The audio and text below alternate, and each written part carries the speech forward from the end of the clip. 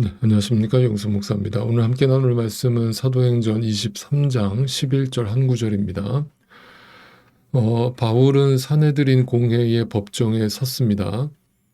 그때 바울이 언급한 부활이라고 하는 주제로 인해서 부활을 믿지 않던 사두개인들과 성경이 말하는 부활은 아니었지만 부활이라는 말 그 자체를 인정하고 있었던 바리새파 간에 피 터지는 싸움이 벌어졌습니다. 그냥 단순한 말싸움이 아니었습니다. 몸싸움까지 번지자 법정은 정말 난장판이 된 것입니다. 자, 이에 천부장은 부하들에게 명령해서 급하게 바울을 그곳에서 피신을 시킵니다. 그리고 오늘 본문 11절이 이런 단어로 시작됩니다. 그날 밤에. 자, 그날 밤. 항상 성경에서 밤이라고 하는 시간이 등장하면 암울하고 침울한 고난과 환난의 시간임을 기억하시기 바랍니다. 바울은 가까스로 그곳에서 몸을 피신했지만 지금 편안한 호텔방에 누워서 밤을 맞이하고 있는 것이 아니었습니다. 네, 차가운 감옥 바닥에 몸을 웅크린 채 밤을 보내고 있었습니다. 여러분, 다시 말씀드립니다. 바울의 일생에 주님을 만난 이후로 자신의 모든 것을 갈아 넣어서 그 주님의 뜻을 쫓았습니다. 그러나 그의 인생의 말년을 들여다보고 있노라면 인간적으로 측은함을 넘어서 눈물이 날 정도로 정말 안타까운 말년을 보내고 있습니다. 그러나 주님의 이야기는 항상 바로 그 캄캄한 밤에 차디찬 감옥 바닥에서부터 시작된다는 사실을 또한 우리가 기억할 필요가 있습니다. 계속 읽어볼까요? 그날 밤에 주님께서 바울 곁에 서서 말씀하셨다. 용기를 내어라. 네가 예루살렘에서 나의 일을 증언한 것과 같이 로마에서도 증언하여야 한다. 네, 바로 그 캄캄한 밤, 앞이 보이지 않는 절체절명의 그 위기 상황 속에서 그 순간에도 주님은 바울 곁에 서 계셨습니다. 다시 말하면 바울 곁에 하나님이 함께하고 계셨습니다. 여러분, 우리가 믿음 안에 살아가지 못할 때가 종종 있죠. 근데 그 믿음 안에 살지 못할 때 어떤 일이 벌어지는가? 내 시야가 좁아지는 것을 경험합니다. 내 시야가 좁아지면 인간은 자기 생각에 빠질 수밖에 없고 자기 생각에 머물 수밖에 없습니다. 그러면 자신이 처한 그 지독한 현실이라는 감옥에 갇혀버리고 맙니다. 그러면 주님은 전혀 자기와 가깝게 느껴지지 않을 뿐만 아니라 주님이 나와 함께하고 계시지 않는구나라고 하는 결론까지 도달하게 됩니다. 그리고 지금 내가 처한 그 상황에 빠져서 하나님이 나와 함께하지 않으시며 나에게 은혜를 베풀어 주지 않는다라는 자기 생각에 빠지고 마는 것이죠. 다시 말해 주님은 어디 멀리 가셨다가 오셨다가 하는 그런 분이 아니라는 사실을 망각하는 것입니다. 자, 주님은 어떤 상황 속에서도 우리와 함께하고 계심을 잊지 않으실 수 있기를 바랍니다. 바울은 차디찬 감옥 바닥에 누워 있었지만 그날 밤은 너무나 외롭고 쓸쓸하고 고독한 밤이었지만 결코 자신이 혼자가 아님을 믿음의 눈을 떠서 바라보고 있었습니다. 그러므로 그날 밤은 바울에게 있어서 결코 암울과 절망의 밤이 아니었던 것이죠. 주님이 나와 함께하고 계심을 보는 순간 그 밤은 바울에게 소망의 밤이 된 것입니다. 환경이 변한 것이 아니었습니다. 그 환경은 그대로입니다. 그러나 그 환경을 바라보는 나의 시선이 좁은 시선에서 믿음의 시선, 주님을 바라보는 시선으로 변한 것입니다. 그리고 그 주님은 단지 바울과 함께하고 계신만을 보여주신 것이 아니었습니다. 그에게 말씀하여 주셨습니다. 여러분, 믿는 자에게 가장 큰 위로가 뭡니까? 믿는 자에게 가장 큰 위로는 주님의 말씀이라는 사실을 또한 기억하실 수 있기를 바랍니다. 주님의 말씀이 들려오는 것이 위로입니다. 그 주님의 말씀이 내 안에 생각나는 것이 위로입니다. 말씀은 나를 살리는 생명인과 동시에 이 세상에서 내가 누릴 수 있는 가장 큰 위로입니다. 여러분, 사람에게 때로는 기대고 싶을 때가 있습니다. 사람에게 위로받고 싶고 내 안에 어떤 답답함과 억울함을 누군가한테 다 토로하고 싶을 때가 있습니다. 네.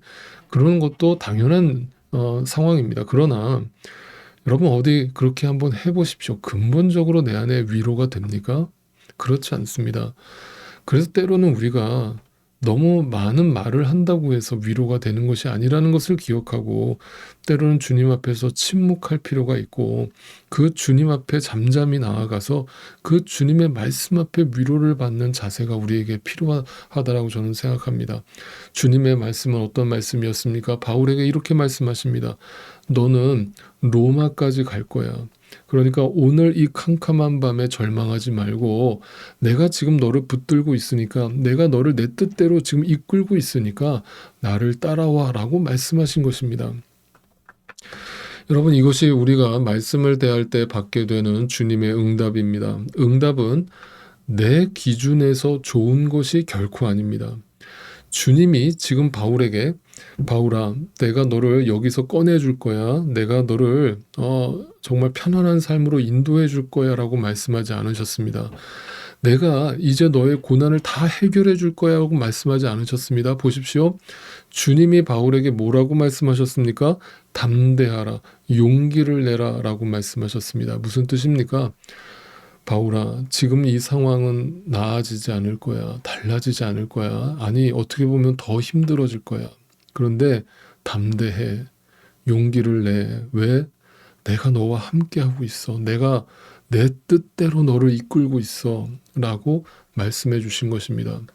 이 주님의 뜻을 분명히 알고 있었던 바울에게 이 주님의 말씀이 얼마나 큰 위로가 되었을지를 상상해 보실 수 있기를 바랍니다. 내 생명 조금도 귀한 것으로 여기지 않고 그 주님을 위해서 아낌없이 드리기로 작정한 바울에게 주님께서 바울을 주님의 뜻대로 당신의 증인으로 계속해서 사용해 주시겠다라고 하는 이 말씀을 다시 한번 그 마음속에 확인시켜 주실 때, 그것이 바울에게 얼마나 큰 위로가 되었을지를 이거는 아는 사람만 아는 것이죠. 여러분, 그리스도인에게 가장 중요한 것이 무엇입니까? 그것은 이 세상의 부와 명예와 성공을 얻는 것이 결코 아니죠. 주님께서 나와 함께 하고 계시느냐가 중요하죠. 그리고 그 주님께서 나를 주님의 뜻대로 사용하시길 원하신다는 것이 중요합니다. 여러분, 부디 바라옵기는 이 한 해 우리 자신이 이미 우리와 함께하고 계시는 주님과 언제나 민감하게 깨어 있을 수 있기를 소망합니다. 그리고 이 한 해에도 아낌없이 주님 앞에 주님의 뜻대로 쓰임받는 내가 되기를 간구하실 수 있기를 바랍니다. 그러니까 여러분, 분명히 기억하시기 바랍니다. 이 한 해에도 분명히 여러분의 삶에 캄캄한 밤이 찾아올 것입니다. 그러나 기억하십시오.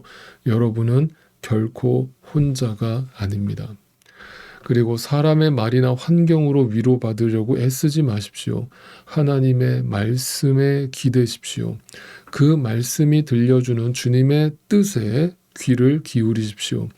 그리고 주님의 뜻이 나와 함께하고 계심을 확신하신다면 포기하지 마시고 절망하지 마시고 바울처럼 앞을 향해 나아가실 수 있기를 바랍니다. 그 주님의 뜻은 항상 나를 부인하는 것이라는 사실 또한 잊지 마시기를 바랍니다. 네. 나를 부인하는 길로 주님이 나를 이끄실 때 그것이 주님이 나와 함께하고 계시다는 증거라는 사실을 기억하시기 바랍니다. 여러분이 주님의 증인이라는 사실을 이 한 해 잊지 않고 사시기를 주님의 이름으로 축복드립니다. 여러분, 예수님이 십자가를 지시기 얼마 전에 제자들에게 이런 말씀을 주셨죠. 마지막으로 이 말씀을 여러분과 함께 읽고 마치겠습니다. 요한복음 16장 32절 33절 말씀입니다. 보아라, 너희가 나를 혼자 버려두고 제각기 자기 집으로 흩어져 갈 때가 올 것이다. 지금 바울처럼 예수님도 혼자 있었습니다. 캄캄한 밤이죠. 그때가 벌써 왔다. 그런데 아버지께서 나와 함께 계시니, 주님은 외롭지 않았습니다.